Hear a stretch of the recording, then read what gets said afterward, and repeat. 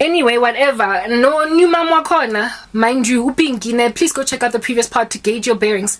Upingi I was close with her as a friend. She also broke my heart using, like, humoring gossip and stuff like that.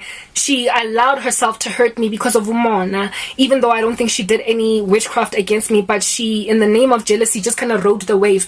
And I remember just thinking, Yazin Pinky, the reason why God handed you over to that situation that Rarara put on, not Rarara, Kakuku, the reason why Kakuku was able to succeed on you was because you suffered a disciple to endure hardship. You suffered ungani because mona. So God made you capitulate to the spells of Rara, of Kakuku. Of Kakuku. You know how I gave that name Kakuku to, because she's cuckoo, she was crazy. Anyway, whatever. Those are the kinds of dark art experiments that were being done on colleagues, staff at MTN. So when I say the Labor Relations Act, and remember the other day I used the word gross misconduct, MTN committed gross misconduct against me.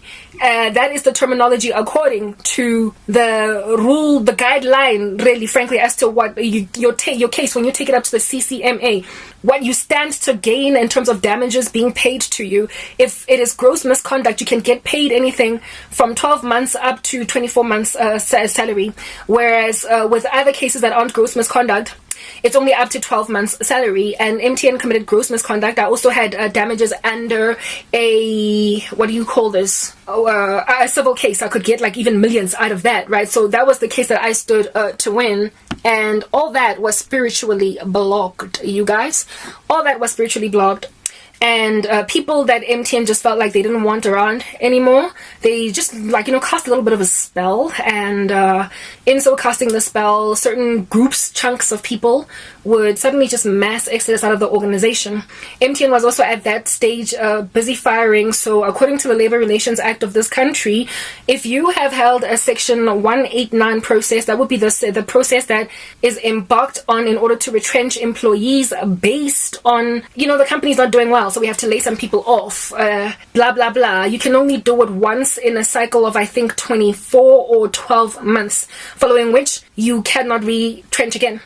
And again, in order for you to successfully retrench again, justifiably so, you would have to be doing horribly as a company. Basically, you would be facing liquidation. You would be at the doorstep of liquidation if you did not lay off some staff members. And that's the only reason why you're being enabled to retrench even before that 12-month period has lapsed or whatever. That is the labor. That's like this country's laws, labor laws, very richly protect employees from just randomly losing their jobs. It is a constitutional right in South Africa to not so much have a job, but to earn a living. Like, everybody has a right to go study eskolweni so they could get a job. This is all to eradicate unemployment in the land. So beautiful legislation that nonetheless has been ignored by sorcery, which is why I even tried to petition guys, mobilize, be a protagonist for outlawing certain witchcraft practices. I mean, I know that in a country that has got religious freedoms, you can't outlaw the practice of witchcraft altogether, but you can indeed outlaw certain practices. Like, indeed, it is illegal to do, like, for instance, a satanic ritual, human sacrifice, because that's tied to murder. But others aren't so overtly crimes. Like, for instance, manipulating the outcome of who gets retrenched and doesn't get retrenched. It's not in your face a crime that is being committed or a constitutional right that is being broken. But if at all you go to a sangoma to ask somebody to lose their job, that is infringing on the constitutional right of that person to earn a living, because you are restricting their access to employment, to gainful employment. Do you understand what I'm saying? So therefore, certain spells upon being cast on people with the service of amasangoma should be outlawed. And if people could successfully make out of themselves whistleblowers for the sangoma who got caught doing a satanic spell to take the career of a colleague, if at all somebody can whistleblow, they can actually, with the proof that they have a warrant of arrest at their doorstep because of the infringement of a constitutional right, or some kind of a civil damage brought against them then, if it is an infringement of a constitutional right.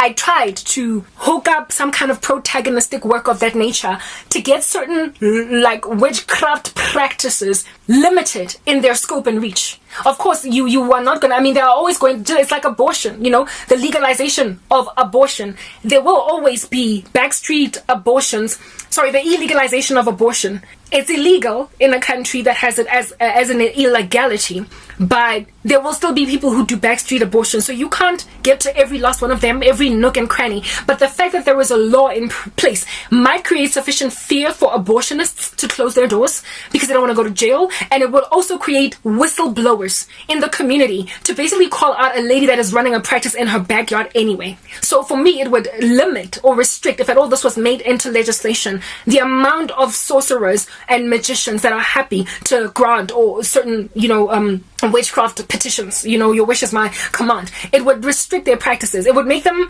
ever looking over their shoulders. Frankly, whenever they cast a spell, they would wonder, uzenga my intentions anjani. It might cause amasangoma, by mere virtue of it now being outlawed, to just refuse to do certain practices because they don't want to take a risk with their lives. They will always be the backstreet abortionist, but there might be other people who just are going to close their abortion clinics, period. It limits or restricts or humiliates the constant, killing of innocent lives. If you outlaw abortion that way, there will still be people who do it. However, you significantly reduce the outcomes. I wanted something like that with witchcraft, where witch doctors would be careful because now the stuff is illegal.